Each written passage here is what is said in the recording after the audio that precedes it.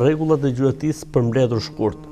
Tek gjuetia që një gjah i gjuajtur të jetë halal për ne muslimanët duhet plotësoj disa kritere. Një, së pari, duhet që gjëja e gjuajtur të jetë halal. Qartë, mish. Pra, për shembull, le të themi nëse gjëja e gjuajtur është haram për ne, nuk lejohet të hahet edhe pse është gjueti. Për shembull, deri i egër, ku klasifikohet? Deri i egër klasifikohet tek haramet. Okej. Pra edhe pse ushqehet me është prapë ndaluar. Edhe pse është ndryshe nga deri i butë, si më thënë, pra ai për ne është haram. Atëherë gjahu duhet të jetë halal. Kushti i parë. Kushti i dytë, nëse gjuajmë me kafsh, siç është rasti i qenve apo rasti i shqiponjave, duhet ta nisim me bismillah. Okay. Nëse gjuajmë me armë apo nëse gjuajmë le të themi me mjete të tjera, atëherë duhet që në momentin që gjuajmë duhet të themi bismillah. Pra ti nuk mund gjuash edhe të thuash përderisa e kapa po e haj e tjerë. Jo, duhet që kur gjuan, pra qoftë me çifte apo qoftë me shtinz apo me diçka tjetër, duhet patjetër në momentin që e shkrepim, duhet të themi bismillah. Kushti i katërt, nëse e gjejmë të ngordhur, është halal. Nëse e gjejmë të ngordhur, pra gjuajtëm apo e solli qeni të ngordhur, lepurin, apo ku e diun diçka thellëzën apo diçka tjetër, është halal. Nëse e sill të gjallë apo e kapim gjallë, pra ne kemi gjuajtur dhe e kapim gjallë, duhet patjetër ta therrim me bismillah. Pra ti nuk mund ta marrësh për shembull thellëzën e gjallë, thua unë po e fus në shport, se pastaj do ta therr. Në momentin që ajo ty të ngordh, pa e therrur ti, ajo bëhet haram. Pra në momentin që e kap të gjallë, duhet ta therrësh. Lepurin e kapet gjallë, duhet ta therrësh.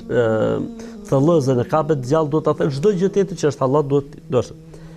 Kushti i fundit është që në momentin që ndodh gjuetia, duhet që patjetër të ketë derdhje gjaku.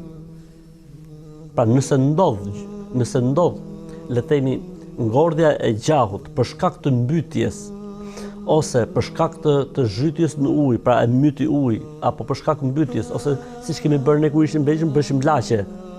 Ngrinim laçe dhe hante zogu aty dhe e kapte laku. Në momentin që e kap laku dhe ngordh zogu, aty ajo quhet haram, sepse ka ngordhur, nuk ka gjakderdhje, nuk pastrohet. Bravo, ose i kemi gjuajtur ne për shemb, por nuk shkaktoi gjakderdhje dhe ngordhi prej gjuajtjes, bëhet haram. Duhet që patjetër me gjuajtjen të derdhi dhe gjak. Qartë. Atëherë në momentin që e kapim gjallë, duhet ta therrim dhe kushti i fundit tham duhet që patjetër të shkaktojë kjo gjakderdhje dhe mos të ngordhi pa gjakderdhje. Pra nëse ngordh pa gjakderdhje bëhet haram.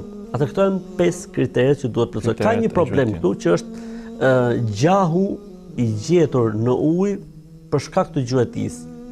Këtu shihet, nëse ka ngordhur përpara se të bjerë në ujë, është halal. Nëse ka rënë gjallë në ujë dhe ka mbyt ujë, është haram. Si ta dallojmë këtë? Kur çahet, shihet ka hyrë ujë në mushkëri apo jo. Nëse ka hyrë ujë në mushkëri, do të thotë se ka ngordhur në ujë. Nëse nuk ka hyrë ujë në mushkëri, do të thotë se ka ngordhur në ajër. E fundit fare që ka të bëjë me gjuetinë është diçka që është shumë e rëndësishme. Nuk lejohet gjuetia në Islam për qejf.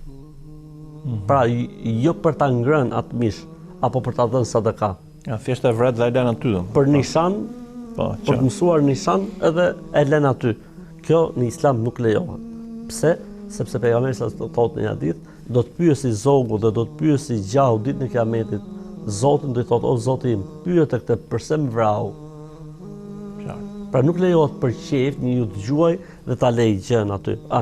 Nëse gjuan, për hobi nuk ka problem, por e merr atë gjën dhe nëse nuk ka hanë vetë, le ta japi lëmosh, le ta japi si sadaka.